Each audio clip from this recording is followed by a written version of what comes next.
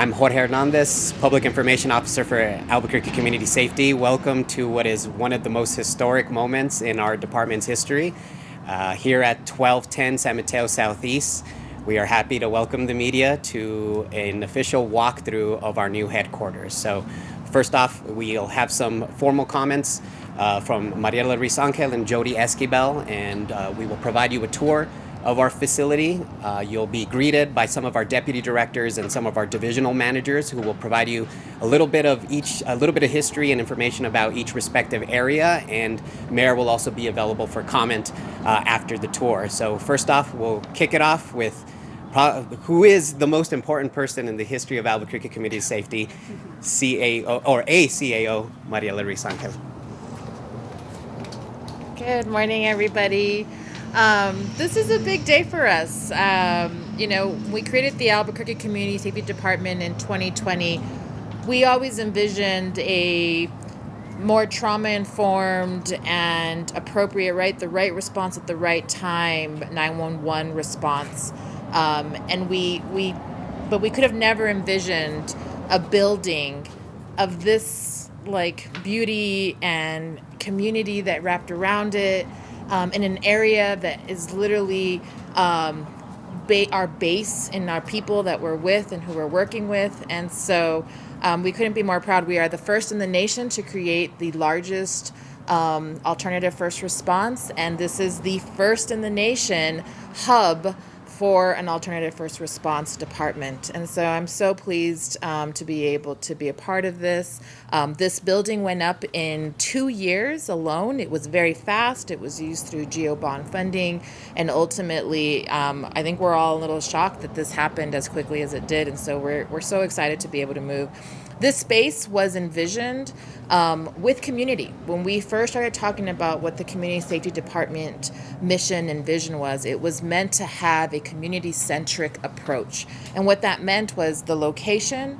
It meant the feeling when you walked in, what that meant. It meant being able to have community meetings. So when you walk through, you'll see meetings and training spaces for community to use, along with what will be our training center for our responders, and for us to be able to do collaborative response with police and fire. And so very similar to police and fire, our hope is that this is one of many hubs that we start to see across the city, and be able to be more accessible, more available, to our residents of Albuquerque, to our community, and be able to do this in partnership. So enjoy the tour.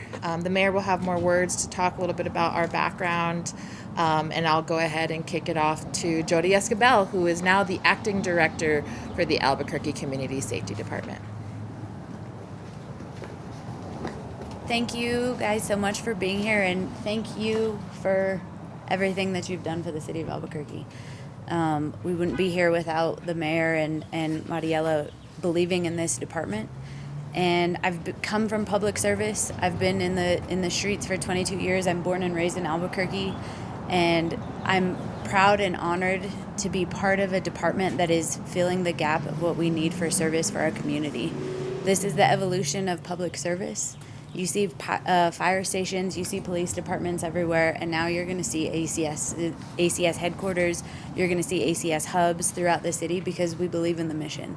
And we're here to fill that gap for the right response at the right time. And I am truly honored to be here. I'm truly honored to open our doors to you. This is your space, everybody's space. And that was the mission, is to have everybody feel welcomed here. And that's our, we're here for the community. And so I'm thankful for you guys to be here.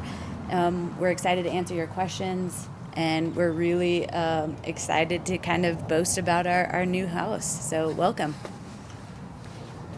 All right, so just one more update. Obviously, we'll walk through, and then we'll have a Q&A where Mayor, Mariela, and Jodie will be available. So we'll get you all set up, and we'll head inside.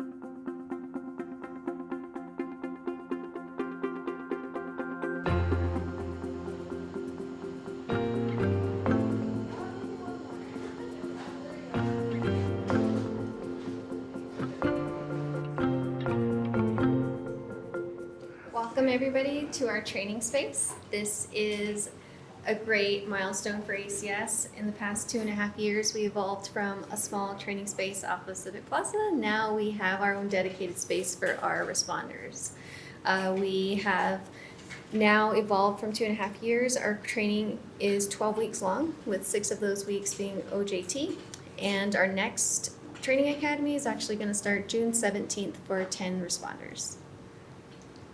My name is Walter Adams. I'm the Mental and Behavioral Health Division Manager for the Albuquerque Community Safety Department. I was very fortunate that I was one of the first 5 responders that started when ACS launched back in September 2021. I've been able, and again, fortunate that I've seen the evolution of ACS, and this is building in this training room is something to be very proud of for our responders and our community.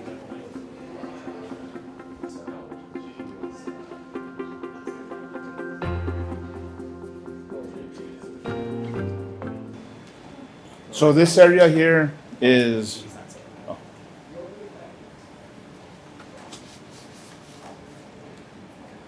Once again, Walter Adams, guys.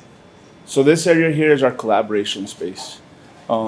This space is very important for, as we function as first responders, similar to police and fire, this space is very important for our responders. This space serves as both a place where our field responders can come and complete administrative tasks, as well as an area for brainstorming, work on collaboration on some of the individuals that we're responding to, and how to better serve those individuals. This is also an area where our responders could come and decompress during times after they get off of calls, during their shift. This is a time that they can come and decompress, take a moment after a really intense call. They could come and take a moment and debrief with their supervisors. Okay. Yeah. Hi everybody, I'm Jeffrey Bustamante, a Deputy Director here at Albuquerque Community Safety. As you see here, and you've heard a lot today about collaboration and the ability to work together. So we took that even into how we lay out our offices. They're organized based on role.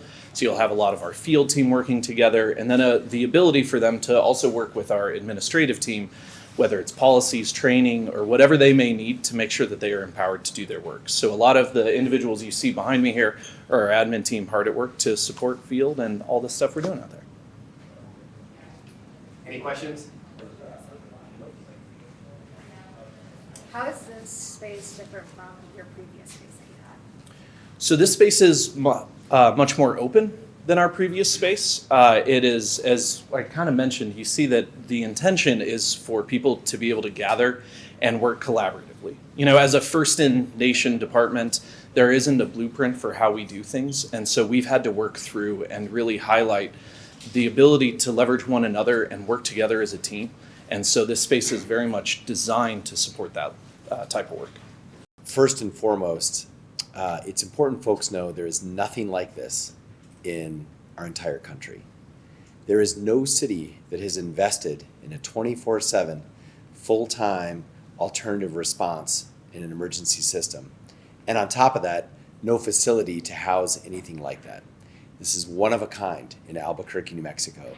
And this is literally a physical manifestation of the most innovative project our city has taken on in a decade. So this is no small building, even though it may physically not be the largest building on the block. This represents a transformation in the way that we think about emergency response, first and foremost here in Albuquerque, but as we know from all sorts of national interest and inquiries into what ACS does, but also for the rest of our country. Now, this building is also about, our goal with this department was to go all in and make it a 100% standalone cabinet level agency, just like police and fire. That requires a lot of resources. First and foremost, the people, some of which are behind me, but it also requires the vehicles, it requires the dispatch system, and it requires the headquarters to actually dispatch out of. And so this is a massive statement that ACS works and that it's here to stay. And so this facility, as you've heard, has been designed by the employees and the clients that they work with. and it is also located very strategically in the International District.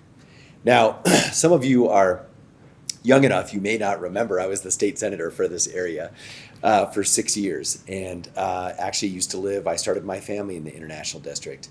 And this area also has been a symbol of blight and dilapidation in the city of Albuquerque. This is the strip on San Mateo between Gibson and Central. And a long time ago, before me, the city bought this property. And thank goodness that they did, because it used to just be a rundown strip mall. And no matter how bad it is now, I promise you it was way worse then. The question was always, what do we do with this piece of land? And there's still more land where we're interested in all sorts of ideas. But when I came in and we started this department, it was an obvious fit that we should continue to invest in services in the International District where they're needed the most. And so, and demonstrate literal financial investment into this community. So when you think about the ACS headquarters, you think about the library up on Central Louisiana, the International District Library. You think about the new police station at Phil Chacon, the center of construction. Wilson Park, which has been renovated. Phil Chacon, which has been renovated. Hundreds of new streetlights. Every single neighborhood has been repaved in the International District since we started. So we are making it clear that we are investing in the parts of our communities that need it the most. And this is another sort of crown jewel in a series of large investments that demonstrate that nowhere in Albuquerque is going to get left behind, let alone the International District. So the final aspect that I want to touch on is what this means for employees. We don't really often think about their perspective in terms of when they come into work to do this job.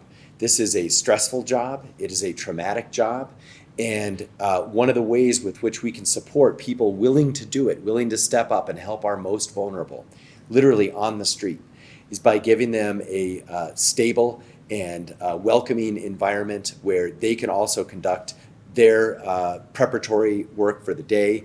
They can also do it at the end of the day, and they can dispatch out of here and also have that camaraderie to be a team, just like you think of a police station or a fire station. This is the ACS station. This is the headquarters for a response department. That is critical for this work because they need each other. They need that sense of place, of headquarters, and that sense of community that it comes when you have a facility like that. And so this is, I think, one of the final pieces in terms of institutionalizing this department. You know, we proactively unionized this department because it should be, but also to make it stick no matter who's mayor or where the political winds blow. And another one of this pieces was about having an actual headquarters so that there's no argument over where ACS should be, or there's no lease challenges about space that we're renting. And so all of those questions have now been solved. So this is really the last piece in institutionalizing this department. And so I think also, look, it's just fair to say what this represents is easily one of the top 5 accomplishments of my administration. And I think one of the top 5 pride points for the entire city of Albuquerque over the last 6 years. So with that, I think she spoke earlier, but we do want to acknowledge, you know, our director got promoted. So she doesn't have an office here. But, you know, none of this can happen without the people who actually set it up. Certainly the vision for this one did come from the top down, but it really came from the community. And the community said, we want this, we need this, there's a better way to do alternative response, which came out to be the ACS department. But we also had to answer with people who could deliver on that, but also in a way that was in step with the community. And I think that generated leaders that also are once in a generation, and that includes the first ever director of ACS, Mariela Ruiz-Sangel. So we also recognize her contributions today, because she's a little sad she doesn't have an office here.